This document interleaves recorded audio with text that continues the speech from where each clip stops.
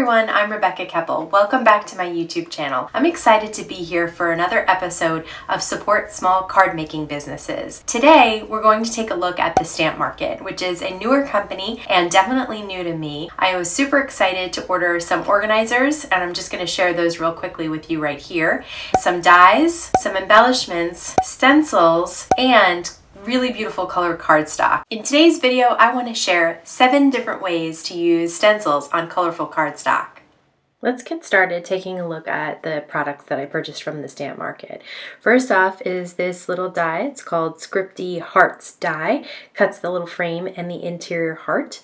Then you have the Thank You So Much dies, the leaf stencil and the geometric pattern stencil, the clear droplets, which were a big favorite of mine. I really like the shape and size of these. You get 3 different sizes. And then I got the Color Crush cardstock assorted pack, which is 3 sheets of each color, and it's 80-pound cardstock. There are 2 other items that I like to use when I'm using stencils. One is my Waffle Flower Water Medium Mat, which is a great mat because you can do watercoloring on it, you can do heat embossing on it, so you can use your heat tool if you need to heat set. It is non-stick, so you can use adhesive on it, it won't stick. So this is the work surface that I like to use when I'm using stencils. The other thing that I think is a must-have is Pixie spray. This is by Therm, and it's a light tack repositionable adhesive made specifically for stencils. So you spray this and your stencil will not move around. I'm going to show you exactly how I use it. Okay, I have one of the Stamp Market's stencils, and I'm going to spray the back of it. I'm going to do this over the mat. Some of the spray will get on the mat, and I'm going to put my cardstock right down on that area. This way the cardstock doesn't move around at all. Then with that sticky side of the stencil that I sprayed, I'm going to press it down on top of the cardstock, and now both the cardstock and the stencil are stuck in place. I am using some Distress Oxide in Maude Lawn. I have this little dot of color on the outside that I used to match up what I thought was pretty close to the cardstock that I am using, and so I'm going to get a tone-on-tone look. And the nice thing about Distress Oxide is that it sits on top of the paper, so even though it's tone-on-tone, you will still see it. Okay, I am just rubbing in a circular motion over those open areas of the leaves, and you can see that everything is staying in place for me. So I'm just going to speed this up so you don't have to watch me do this. This just takes a few minutes to get all that ink on there. Then I'm just going to peel off, and again peel off my cardstock, and check that out. Just a really subtle look. So this is something that you can use to kind of create a very subtle background.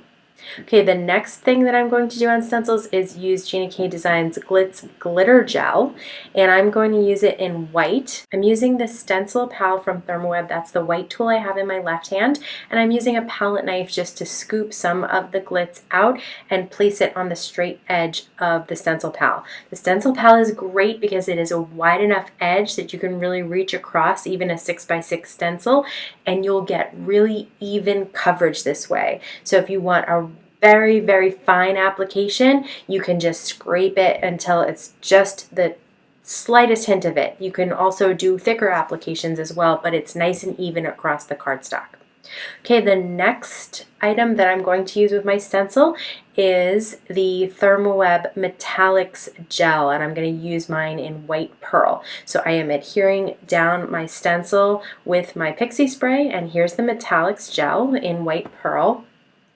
Once again, I'm just going to use that palette knife to mix it up and then place it on the Stencil Pal, and then I'm going to run the Stencil Pal over my stencil. And you can just check out how nice and even, and there's no, like if you do get a line in the center, you can go back over it with the Stencil Pal so that you can get rid of any kind of lines or inconsistencies, and you get this really beautiful, perfect, consistent application that there's no way you could get with a palette knife, right? So now I am just going to peel this up so the Pixie spray kept that stencil really in place. It was totally adhered down, and the cardstock as well.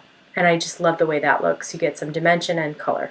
Okay, the next thing that I'm going to do is use the Therm Duo Gel. Now this brand new Duo Gel is made to transfer things like thermoweb foils or thermoweb flock. And the great thing about the Duo Gel is that you don't have to have a laminator. So you could run this through with foil or flock through a laminator if you have one. If you don't, it will apply with pressure, so you can run it through your die cut machine as well. Check out that nice smooth application there with that stencil pal. I really, really love that tool, and it is super affordable, so it's totally worth getting it. Okay, so here's one. I'm going to do 2 of these so that we can do one in foil and one in flock. So we have 2 different effects created with one gel. Okay, so I am just going to really quickly cover up a whole other piece of cardstock in the same color with the Duo Gel and let this dry. This has to dry until the gel is clear. Okay, and the next thing we're going to use is the Blanco Gel. Now the Blanco Gel is really cool because it's made to go over dark colored cardstocks because it dries opaque rather than clear like the Duo Gel.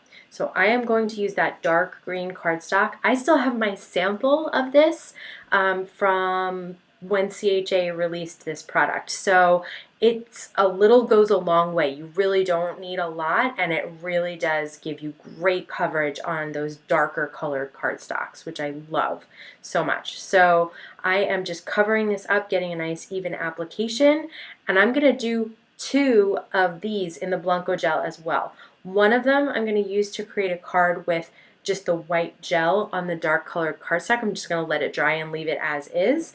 Another one, I am going to use the Blanco Gel to apply foil to the cardstock. And the great thing about using the Blanco Gel with foil is that you'll get really opaque coverage. Okay, so now we have all these backgrounds. Let's throw them together as cards real fast. And once you have all those backgrounds created, the rest of it is pretty simple. I'm not going to do a lot of fancy stuff on the card because I love my backgrounds that I created. So for example, in this first card with the ink blending, I am going to mount it on a coordinating color of cardstock. All of these colors of cardstock came in that cardstock pack from the stamp market. And then I'm going to use the Thank You So Much dies to create a sentiment in the center that just coordinates again with these colors. I love that green and blue together. I think they're so pretty. And then just a little bit of yellow for those interior letters. Now, yes, I did adhere each one of those little letters inside for 7 cards. So I am not that patient normally, but I really liked the die. I liked the way it looked in 2 different colors, so I thought it would be really fun to do. And then the last thing for this card is just some of those clear droplets, which you can adhere with the Ultra Bond from Thermoweb and use the Studio Katia tool to pick them up. This is the Glitter Glitz Gel card, and for this one I added the outline of the Scripty Hearts Die. Not the interior, just the outline piece. I thought it looked cute like that with the Glitter Glitz Gels and of the geometric stencil from the stamp market right behind it, and just looks really cute. When you are adhering things on stuff like glitz and metallics gels and all kinds of other mixed media, it is a good idea to use liquid adhesive. It just adheres a little bit better in my opinion. And the Ultra Bond is a good liquid adhesive. It's strong and it dries clear, so you won't see it if you get a little bit that smushes out on the side. Once again, some clear droplets because they are my favorite. They're so cute, such good dimension, super clear, and I just love the like fat round shape of the large ones. So cool. But then you also get a medium size and a small size. So I'm using all 3 of those on this card, and I love the clear droplets because you can put them on any card and there's no clashing of colors or anything like that. They would be really, really good on floral cards too as dew droplets on the leaves. So here's the Glitter Glitz Gel card all done.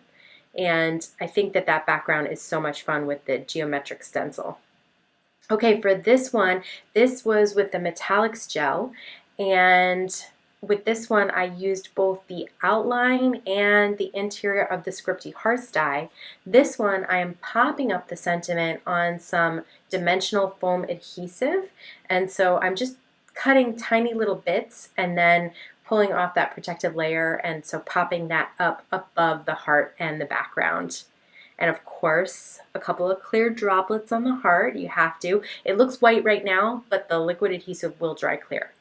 Okay, now this is the duo gel, and we're going to do one in foil. For the foil, you need the color side facing up, facing you. For the flock on the right, you need the flock color facing down. And here is peel and reveal. I just ran these through my die cut machine. I did not use a laminator at all, and it came out beautifully. So if you have a manual die cut machine or a Gemini, whatever you have, you can run these through like this, and the pressure is enough to transfer the foil and the flock when you use the duo gel. Okay, for this one I cheated. I cut the so and the much off because I was getting tired of adhering all the tiny little letters, but I think it looks cute as thanks as well. And then thanks so much on the flock card. Okay, this one is the Blanco with nothing added to it. And look at how nice that white pops on the dark color cardstock. I love that. And then I love that green on a Kraft, which was not inside the cardstock pack. I just added that from my own stash. Okay, for the Blanco gel, you have to use a laminator. You cannot use a die cut machine. So I made a parchment paper sandwich. I put my leaves stencil with the Blanco gel inside, put my foil on top with the color side facing me. Then I'm going to put the folded edge through the laminator. That keeps everything in a sandwich, so you're not going to get stuck inside your laminator. And now we'll do the peel and reveal. And look at how gorgeous those leaf stencils look with gold foil. And it's like a confetti too, a gold foil confetti. I absolutely love this. So I just thought this one doesn't even need to be mounted on another cardstock. I wanted to use it edge to edge. Added the thanks in a black, which was not in the cardstock pack. That was from my stash. But both of the greens are from that cardstock pack. And I love how different these two look. Isn't that amazing? The same gel. So that is 7 different ways to use stencils from the stamp market on their beautiful, colorful cardstock. I hope you enjoyed today's video. If you love using stencils on colored cardstock, I'd love to hear about it in the comments below. As always, the products that I used today are linked down in the description below. If you enjoyed this video, please give me a thumbs up. I do truly appreciate it. Please subscribe to my YouTube channel and hit that bell to be notified when my next video will be available. As always, stay safe, stay healthy, and I'll see you again soon. So in today's video, I want to share seven